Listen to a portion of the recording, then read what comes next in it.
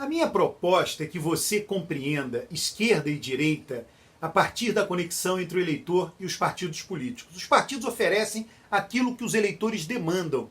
O sistema político é o lado da oferta, os eleitores são o lado da demanda. Assim, entender um pouco o eleitor nos ajuda a entender o que é esquerda e o que é direita. Todos nós temos algum tipo de socialização política. A socialização política é diferente em função da renda, do local de moradia, da inserção do mercado de trabalho e muitas vezes da religião e da religiosidade. Por exemplo, pessoas mais religiosas tendem a ser mais conservadoras do que pessoas que nunca vão à igreja. Além disso, cada grupo social tem seus interesses econômicos específicos. A interação entre ideologia e interesses resulta no apoio a forças políticas opostas. Todos os países, e o Brasil não é exceção à regra, têm as eleições polarizadas entre um partido de centro-direita e outro partido de centro-esquerda.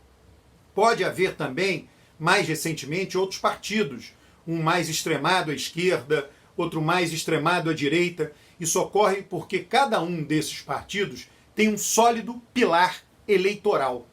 Note-se também que hoje em dia há o crescimento dos partidos verdes. Por que isso acontece?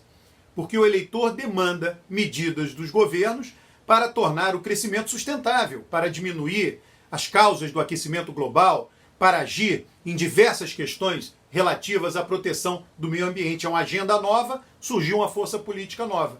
Voltando ao tema da socialização política, como exemplo, vale mencionar que crianças e jovens, já na idade de votar, ouvem seus pais e amigos em ambientes que eles vivem e frequentam. Uma criança ou jovem residente no bairro de classe alta do Itaim Bibi, em São Paulo, aprende a rejeitar o PT na sua socialização familiar e escolar. Desde a mais tenra idade, essa criança, e com frequência durante toda a sua formação, torna-se uma verdade para ela que o PT é um partido a ser rejeitado, pois defende coisas como Bolsa Família, considerado por essas pessoas um programa assistencialista, que torna a pessoa dependente do governo, que gasta mal recursos públicos, direcionando esses recursos para políticas assistenciais, que causam dependência da pessoa em relação ao governo.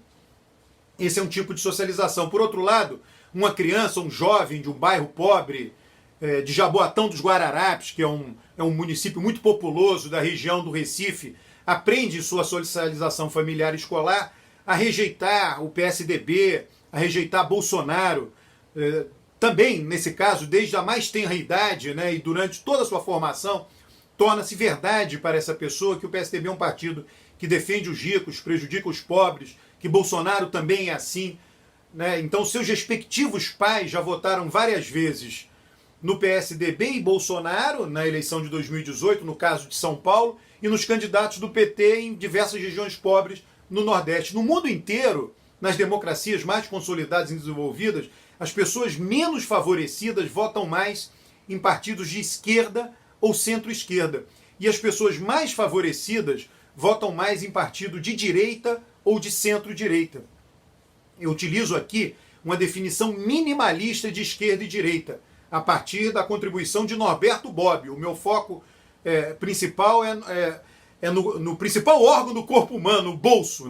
Os eleitores veem as forças políticas pensando em seu bolso, levando em conta, portanto, a política econômica adotada por cada partido. Assim, pode-se dizer que a esquerda dá prioridade à defesa de mais igualdade, de redistribuição de renda, enquanto, por outro lado, a direita confere ênfase na busca da liberdade, abrindo caminho para políticas públicas que resultam em mais eficiência econômica, como é o caso de privatizações, um dos exemplos.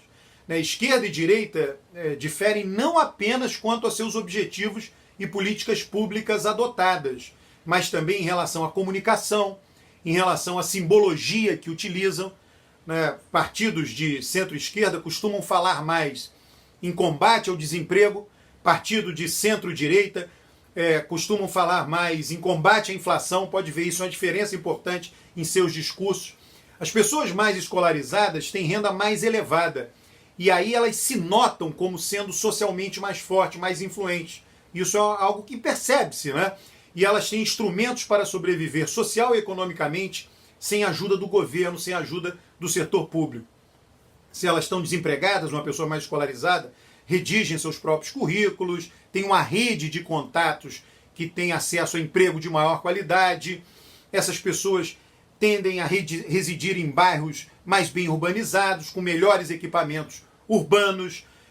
Quando são abordadas pela polícia, né, uma situação típica de contato com a autoridade pública, tendem a ser tratadas de igual para igual. Né? Ter escolaridade mais alta é um ativo muito valioso, não só no Brasil, em qualquer país do mundo, mas particularmente no Brasil. Assim, essas pessoas se sentem mais bem representadas por partidos que defendem menos intervenção estatal. Um partido de direita, extrema-direita, centro-direita. Não custa enfatizar, essas pessoas dependem pouco do governo para a manutenção e melhoria de seu bem-estar. A rigor, é comum que parte importante desse grupo considere que o governo é prejudicial aos seus esforços individuais de melhoria de vida. Agora, tem o outro lado, socialmente falando, o lado das pessoas de escolaridade mais baixa e, portanto, com renda mais baixa. Essas pessoas se percebem como mais vulneráveis. Elas não contam com os meios mais adequados para melhorar socialmente. Por isso, elas consideram que precisam da ajuda do governo ou do Estado. Né? Se estão desempregadas, elas muitas vezes têm dificuldade de redigir autonomamente um currículo, com frequência podem não ter recurso financeiro para se deslocar rumo a muitas entrevistas de emprego, se elas surgirem. Essas pessoas tendem a residir em bairros com nível de urbanização mais precário, com menos acesso a equipamentos urbanos de pior qualidade. Quando abordadas pela polícia, são tratadas de forma autoritária. Ter escolaridade baixa é um passivo considerável em qualquer sociedade, particularmente no Brasil. Assim, essas pessoas se sentem mais bem representadas por um partido que defenda maior intervenção estatal, ou seja, por um partido de esquerda ou de centro-esquerda. Elas se sentem mais dependentes do governo para manter e melhorar o seu bem-estar econômico e social. Então, considerando-se o lado da oferta, isto é, dos partidos, né, o PT no Brasil pertence à família dos partidos de centro-esquerda, o PSDB, a família dos partidos de centro-direita, ainda que muitos líderes do PSDB, que vieram da tradição lá do antigo partidão, Partido Comunista Brasileiro, discordem dessa visão. Bolsonaro, por sua vez, é claramente de direita, podendo ser classificado com muita facilidade como sendo extrema-direita. Note-se que, no que diz respeito à política econômica, Bolsonaro não se preocupa nem um pouco que o governo ou o Estado adote políticas de redistribuição de renda. Ele não está nem aí para isso. O que ele defende é uma economia inteiramente entregue às forças do livre mercado. A agenda dos partidos de esquerda e de centro-esquerda tem como proposta central uma maior intervenção do governo na economia. O ativismo estatal é caminho para se obter mais igualdade de renda. Por outro lado, os partidos de direita e centro-direita defendem que o governo se retraia, regule menos, interfira menos na esfera econômica. Esse é o caminho, segundo os líderes da direita, né, para alcançar maior eficiência econômica, maior crescimento. Nesse sentido, esquerda e direita sempre existirão. Sempre haverá uma força política, tem que se ver relativamente um ao outro. Uma força política defendendo mais igualdade de renda e uma outra defendendo mais liberdade para empreender. O PT é da mesma família de partidos como o Partido Trabalhista no Reino Unido, o PSOE da Espanha, o Partido Socialista Operário Espanhol, o Partido Democrático da Itália, o SPD alemão, associado à democracia alemã, o Partido Democrata nos Estados Unidos. O PSDB é da mesma família do Partido Conservador do Reino Unido, do Partido Popular, o PP, na Espanha, dos republicanos nos Estados Unidos, da democracia cristã na Alemanha, que se divide entre CDU e CSU. A CSU fica só na Baviera, né? Desde o pós-guerra é assim. Bolsonaro se assemelha mais aos partidos nacionalistas europeus de extrema direita, como o Vox na Espanha, a AfD na Alemanha. Cada um desses partidos está adaptado às suas condições locais, é produto do nível de desenvolvimento daquela sociedade ali, daquele país, reflete os temas e a agenda de cada nação e são condicionados pelo funcionamento das instituições políticas domésticas de cada país. Por isso, eles diferem em suas propostas, discursos, políticas públicas, em algumas simbologias, porém, todos eles pertencem àquela família de partidos. No meu livro, O Voto do Brasileiro, eu comparo o Brasil com 6 outros países: Espanha, França, Itália, Reino Unido, Alemanha e Estados Unidos. E mostro que nesses 6 países, o voto e as forças políticas já se dividem assim faz tempo, com os pobres, os mais pobres, votando nos partidos de esquerda e aqueles em situação social votando nos partidos de direita. Enquanto esses países já são assim faz tempo, o Brasil só passou a se estruturar dessa forma a partir da eleição presidencial de 2006. Isso aconteceu porque, pela primeira vez, a esquerda chegou ao poder no Brasil em 2002. No primeiro governo Lula, o presidente e o partido, o PT, sinalizaram com clareza que defendiam os interesses dos mais pobres por meio de políticas públicas concretas que tiveram Bolsa Família como carro-chefe e também por meio de uma simbologia utilizada pelo então presidente Lula. O sucesso do PSDB no Nordeste nas eleições anteriores a 2006, em 94, 98, simbolizado lá pela desenvoltura do Fernando Henrique em relação à culinária, dizendo que comia buchada de bode, e em relação ao principal meio de transporte do sertanejo, ele subiu num jegue, ele parou em 2006, né? E em 2018, Bolsonaro teve que enfrentar o PT na região. O primeiro governo Lula foi responsável pela segmentação do eleitorado nacional segundo os padrões de votação dos países do primeiro mundo.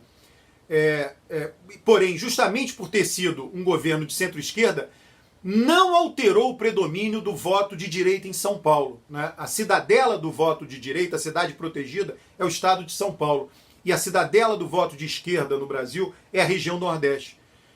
Já ouvi muitas pessoas dizerem: o Partido Trabalhista no Reino Unido não é de esquerda, o PT não é de esquerda, o Partido Democrata dos Estados Unidos não é de esquerda. Ora, a minha análise que você está ouvindo, acaba de ouvir agora, não considera a subjetividade de cada indivíduo quanto a seu julgamento do que seja esquerda ou direita. Eu considero somente o comportamento real do eleitor. Vejo em que partido vota a maioria dos pobres, acaba sendo partidos de esquerda, e a maioria daqueles que não são pobres, né, dos mais privilegiados, etc., votam em partidos de direita.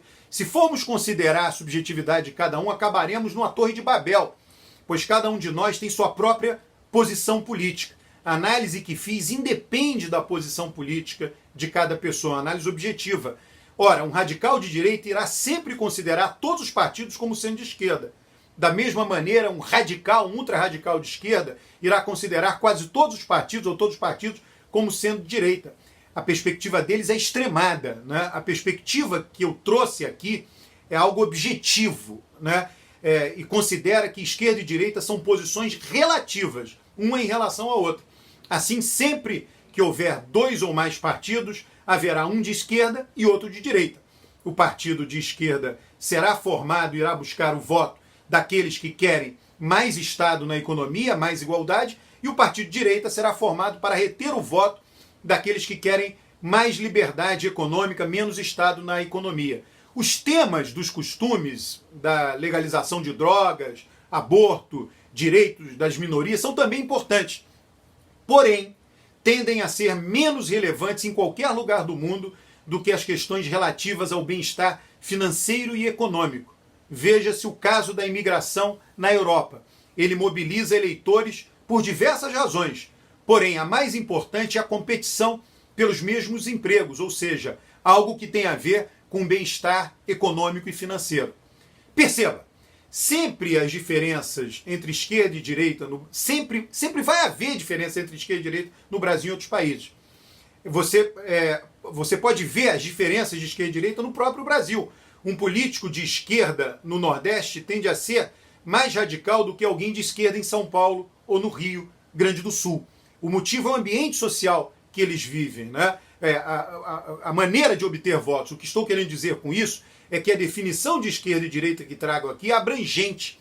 Ela serve para qualquer tempo ou sociedade, desde que você entenda que a redistribuição de renda e a eficiência econômica serão buscadas de maneira diferenciada em função da época e do período do país em que se vive, da região do país. Por fim, recomendo que você leia o meu livro Voto do Brasileiro para que entenda, por meio de mapas de votação, a divisão esquerda e direita no Brasil e no mundo.